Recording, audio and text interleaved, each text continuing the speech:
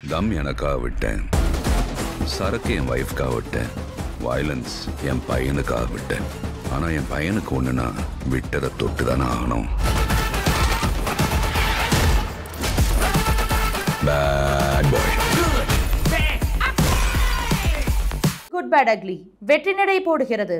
Touring talkies ரசிகர்களுக்கு வணக்கம். வாங்க லென்ஸ் நிகழ்ச்சிக்கு போகலாம்.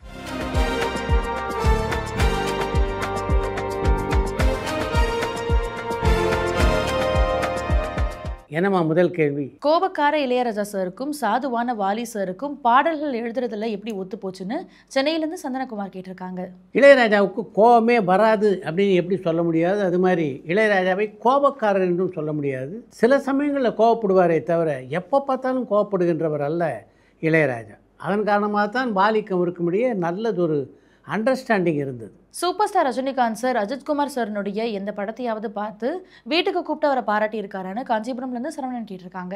அஜித் நடித்திருந்த பில்லா படத்தை பார்த்துவிட்டு அஜித்தை ரஜினிகாந்த் நேரில் அழைத்து பாராட்டினார் என்று அந்த படத்தினுடைய தயாரிப்பாளர் ஒரு முறை என்னிடம் சொன்னார். நடிகர் யோகி பாபு சார் ஹீரோவா நடிக்கிற எந்த திரைப்படங்களுமே பெருசா வெற்றி பெறதில்லை.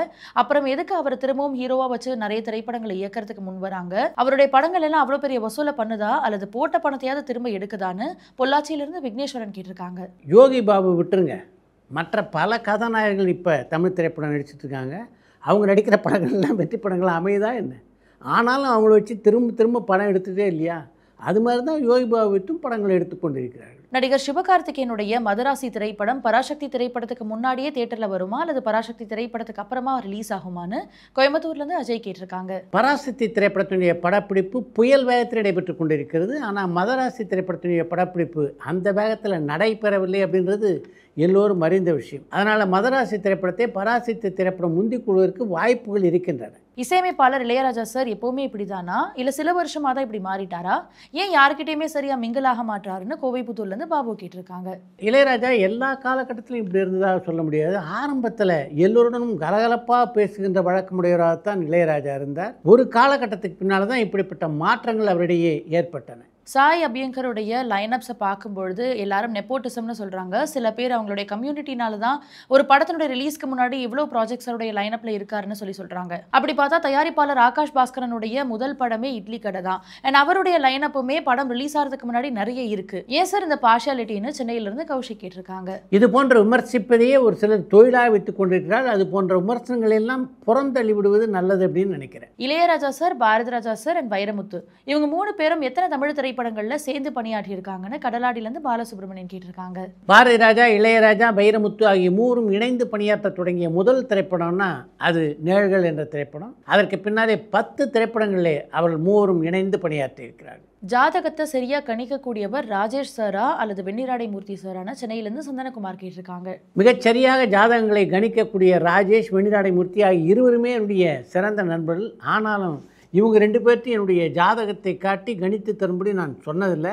அதனால தான் இவங்க 2 பேரில் யார் சரியாக ஜாதகத்தை கணிப்பாங்க அப்படின்னு உங்களுக்கு என்னால் சொல்ல முடியல. இயக்குனர் வெற்றிமாறனால மட்டும் எப்படி தொடர்ந்து சமூக கருத்துக்கள் உடைய கமர்ஷியல் வெற்றி படங்களை கொடுக்க முடியுதுன்னு பொள்ளாச்சியிலிருந்து விக்னேஸ்வரன் கேட்டிருக்காங்க. இயக்குனர் வெற்றிமாறன் சமூக கருத்துக்களுடன் கூடிய கமர்ஷியல் வெற்றி படங்களை தரதில்லை. சமூக கருத்துக்களுடன் கூடிய நல்ல படங்களை தரார். அதையெல்லாம் வெற்றி படமாக்குவது நீங்கள் தான். சர்தார் 2க்கு முக்கியத்துவம் கொடுக்கிற கார்த்தி அதுக்கு முன்னாடி தொடங்கப்பட்ட வா வாத்தியார் திரைப்படத்துக்கு முக்கியத்துவம் கொடுக்காம இருக்கிறதுக்கான காரணம் என்ன? வா வாத்தியார் திரைப்படம் வருமா இல்லையா அல்லது சர்தார் 2க்கு அப்புறம் தான் வருவாரான்னு சென்னையிலிருந்து ஸ்ரீனி கேட்டிருக்காங்க. பாபாதார படத்தை பொறுத்த வரைக்கும் கார்த்தி சம்பந்தப்பட்ட காட்சிகள் எல்லாவற்றையும் அந்த இயக்குனர் படமாக்கி முடித்து விட்டார். கார்த்தி இல்லாத ஒரு சில காட்சிகளை தான் இப்போ அவர் படமாக்க வேண்டியிருக்கு. சர்தார் 2 திரைப்படத்தை பொறுத்த வரைக்கும் அந்த படத்தினுடைய படப்பிடிப்பு தொடர்ந்து நடைபெற்று கொண்டு வருகிறது. அநேகமாக இந்த வாரம் அந்த படத்தினுடைய படப்பிடிப்பு முழுவதுமாக முடிவுடைய வாய்ப்பு இருக்குது. அதனால் எனக்கு தெரிஞ்ச சர்தார் 2 திரைப்படம் தான் கார்த்தியினுடைய அடுத்த படமாக வெளியும் அப்படின்னு நான் நினைக்கிறேன். சார், உங்களுக்கு பிடிச்ச 80களுடைய ஹீரோயின்ஸ் யார் யாருன்னு சென்னையிலிருந்து தீபா கேட்டிருக்காங்க.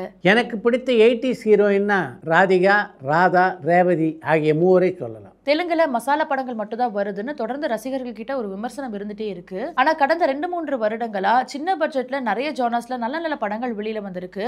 ஆனா தமிழ் அல்லது மலையாள மொழி மாதிரி மற்ற ரசிகர்கள் கிட்ட போய் சேராததுக்கான காரணம் என்னன்னு ஸ்ரீலங்கால இருந்து மதிஷாந்த் கேட்டிருக்காங்க. இந்த ஓடிடி வந்ததுக்கு பின்னாலே எப்படிப்பட்ட படங்களை எல்லாம் இப்ப வீடுகளில் பார்க்கறாங்க அப்படின்னு நீங்க நினைக்கிறீங்க? கொரியன் திரைப்படத்தை தங்களுடைய வாழ்நாளில் ஒரு நாளும் பார்த்திராத பல குடும்பங்களில் இப்ப கொரியன் படங்கள் ஓடிக்கொண்டிருக்கின்றன.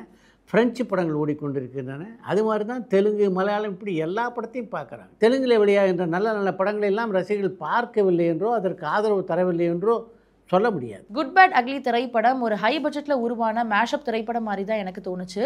அந்த படத்துல உங்களுக்கு பிடிச்சிருந்த விஷயம் என்ன, பிடிக்காத விஷயம் என்னன்னு கன்னியாகுமரியிலிருந்து ஸ்ரீ கேட்டிருக்காங்க. குட் பேட் அக்லி திரைப்படத்துடைய படப்பிடிப்பை தொடங்கும் போதே இந்த படத்தை பொறுத்த வரைக்கும் அஜித் ரசிகர்களை முழுக்க முழுக்க திருப்தி செய்கின்ற படமாக இருக்க வேண்டும் அப்படின்ற எண்ணத்தில் தான் அந்த படத்தினுடைய இயக்குனரான ஆதித்ய ரவிச்சந்திரன் அந்த படத்தை துவங்கி இருப்பார் அப்படின்னு நினைக்கிறேன். அதனால் அந்த படம் முழுக்க அதற்காகத்தான் நான் உழைத்திருக்கிறார். அதன் காரணமாக தான் ஒரு சில இடங்களில் அது கொஞ்சம் ஓவர் டோஸாக தெரியுது. எது எப்படி இருந்த போதிலும் குட் பேட் அக்லி திரைப்படத்தை பொறுத்த வரைக்கும் வசூலில் மிகப்பெரிய சாதனையை அந்த படம் செய்து கொண்டிருக்கிறது. அதனால் அடுத்து அஜித் படத்தை ஆதித்ய ரவிச்சந்திரன் இயக்குவதற்கான வாய்ப்பு கூட பிரகாசமாக இருப்பதாகத்தான் நான் நினைக்கிறேன். எம்ஜிஆர் சார் தன்னுடைய படங்களில் எந்த ஒரு முன்னணி நடிகர்களையுமே நடிக்க வைக்க ஆசைப்படாதவர்.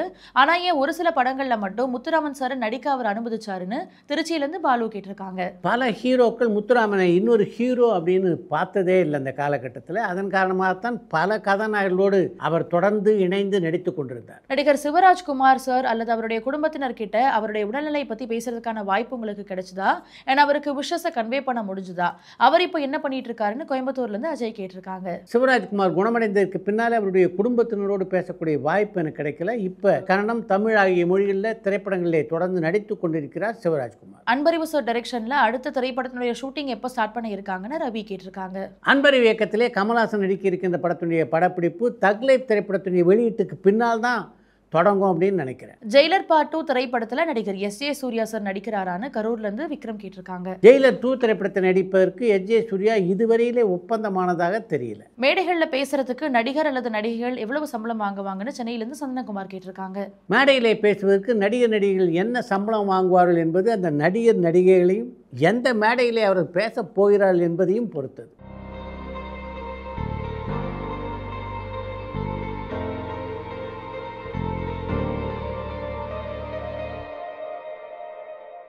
எஸ்ஏசி சார் பிஸியாக இருந்த காலகட்டத்தில் நடிகர் விஜய் நடிக்கணும்னு ஆசைப்பட்டதுனால அந்த படத்தை நம்மளே டைரக்ட் பண்ணால் நல்லா இருக்காதுன்றதுனால எல்லா இயக்குநர்களுடைய வாசல்லையுமே அந்த ஆல்பத்தோட ஏறி இறங்குன்னு ஒரு மேடையில் பேசியிருப்பாரு. அண்ட் அந்த மேடையில் நீங்களும் இருந்தீங்க. இதை பற்றின உங்களுடைய கருத்து என்னன்னு திருநெல்வேலியிலிருந்து வாசு கேட்டிருக்காங்க. தன்னுடைய இயக்கத்திலே தன்னுடைய மகன் நடிப்பதை விட மற்ற இயக்குநருடைய படங்களில் தன்னுடைய மகன் நடித்தான் என்றால் நிச்சயமாக அவனுடைய முழு திறமையும் ஒரு பக்கம் வெளிப்படும், இன்னொரு பக்கம் அவனாலும் சுதந்திரமாக நடிக்க முடியும் அப்படின்னு அந்த காலகட்டத்தில் எஸ்.ஏ. சந்திரசேகர் எண்ணினார். அதன் காரணமாகத்தான் பல இயக்குநர்களை அவர் அணுகி தன்னுடைய மகனுக்கு வாய்ப்பு தரும்படி கேட்டார். ஆனால் அந்த காலகட்டத்தில் பலர் அந்த அழைப்பை ஏற்றுக்கொள்ளவில்லை. அதன் காரணமாகத்தான் விஜய் நடித்த முதல் திரைப்படத்தை எஸ்.ஏ. சந்திரசேகர் இயக்கினார். அதுக்கு பின்னால் ஒரு காலகட்டத்தில் விஜய்க்கு பல வெற்றி படங்களையும் கொடுத்த இயக்குநராக அவரே மாறினார். அடுத்து என்று ஒரு தகவல். திரைப்படங்களை பொறுத்த வரைக்கும் 35mm படங்களை பார்த்துருக்கோம், சினிமாஸ்கோப் படங்களை பார்த்துருக்கோம், 70mm படங்களை பார்த்துருக்கோம். சினி ட்ராமா படங்களை நீங்கள் பார்த்துருக்கீங்களா? அப்படி சினி ட்ராமாவாக தமிழ் சினிமாவிலே உருவான ஒரு திரைப்படம் தான் சிசுபாலன் என்ற திரைப்படம். அருட்சொல்லர் ஏ.பி. நாகராஜனிடம் இணை இயக்குனராக பணியாற்றியவர் தான் எஸ்.எஸ். சம்பத்குமார். அவர் ஒரு முறை மனோகர் நடத்தி கொண்டிருந்த சிசுபாலன் நாடகத்தை பார்ப்பதற்காக வந்தார். சிசுபாலன் நாடகத்தை பொறுத்த வரைக்கும் மிகுந்த பொருட்செலவிலே ஆடம்பரமான அரங்குகளை உருவாக்கி அந்த நாடகத்தை நடத்தி கொண்டிருந்தார் மனோகர். அந்த நாடகத்தை பார்த்த சம்பத்குமாருக்கு திடீரென்று ஒரு யோசனை தோன்றியது. இந்த நாடகத்தை அப்படியே படமாக்கினால் என்ன என்பதுதான் அவருடைய யோசனை. அப்படி படமாக்கினால் சரியாக வருமா என்பதை சோதித்து பார்ப்பதற்காக மனோகர் நடத்தி கொண்டிருந்த இன்னொரு நாடகமான சூரபத்மன் நாடகத்திலிருந்து சில காட்சிகளை படமாக்கி பார்த்தார் சம்பத்குமார். அது மிகவும் திருப்திகரமாக இருக்கவே இந்த சிசுபால் நாடகத்தை அப்படியே படமாக்குவது என்று முடிவெடுத்தார். உடனே வாசு ஸ்டூடியோவில் ஒரு ஃப்ளோரை வாடகைக்கு எடுத்தாங்க. சிசுபாலன் நாடகத்துக்காக போடப்பட்ட செட்டுகள் எல்லாம் அங்கே போடப்பட்டன. சரியாக 15 நாட்களில் படப்பிடிப்பை நடத்தி முடித்து விட்டார் சம்பத்குமார். ஏ.பி. நாராயணுடைய படங்களில் நடித்த போது சிவகுமார், ஓ.ஏ.கே. தேவர், சி வித்யா, குட்டி பத்மினி ஆகியோருக்கெல்லாம் எஸ்.எஸ். சம்பத்குமார் நல்ல பழக்கம். அதனால் அவர்களாகவே முன்வந்து அந்த சிசுபாலன் படத்திலே நடித்தார்கள். புலியோடு மனோகர் சண்டை போடுவது போன்ற ஒரே ஒரு காட்சியை மட்டும் வெளிப்புறத்திலே படமாக்கி அந்த படத்துடைய படப்பிடிப்பை நிறைவு செய்தார் சம்பத்குமார். சினி டிராமாவாக வெளிவந்த அந்த திரைப்படம் மிகப்பெரிய வெற்றி படமாக அமையலை அப்படின்னாலும் அந்த காலகட்டத்திலே எல்லோராலும் பேசப்பட்ட ஒரு படமாக அமைந்தது. அஜித் சார் படம் பண்ணுறேன், நான் உன்னை தேடி பண்ணுறேன். கண்டினியூ இண்டஸ்ட்ரியிலலாம் விஜய் மாஸ்டர் தான் சொல்லுவாங்க. நான் வந்து சாமியார் சார் கூப்பிட்றாரு, நீங்கள் சுந்தர் சி பாருங்க ரவிடுறாரு. நான் போய் சுந்தர் சாரை பார்க்குறேன். ஃபஸ்ட்டு சாங் அந்த போராலே சாங்கு. இப்போ அஜித் சார் வந்து நல்லா க்ளோஸாக பேசுகிறாரு, எது சொன்னாலும் பண்ணுறாரு, என்ன சொன்னாலும். அப்போது உங்களுக்கு நல்லா தெரியும் இண்டஸ்ட்ரியில் என்னென்னா, அடுத்தது இப்போ அஜித் சாருக்கு வந்து போய் திருவிழா சாங் எடுக்கிறோம் இங்கே இதில் அடையாரில் இருக்குல்ல. ஆமாம் ஆமாம், ராஜாநாமல்லி பண்ணிட்டு இருக்கும்போது ராஜீவ் சார் வர்றாரு. மாஸ்டர் இவரு சார் அஜித் சார் கேரவனுக்கு அனுப்புங்க அப்படின்னாரு. காலையிலேருந்து ஒரு 3 வாட்டி வந்து சொல்கிறாரு. எனக்கு ஒரு கன்ஃபியூஷனு, என்ன ராஜீவ் சார் சொல்லிகிட்டே இருக்காரு, என்ன சார் ஏன் சார் சொல்லிட்டே இருக்கீங்கனால அப்படி சுற்றி மாஸ்டர். கார்த்திக் சார் கிட்ட நான் பண்ணுறேன், அவர் தான் சாங் ஃபுல்லாக பாடணும், உனக்காக இல்லை உனக்காக.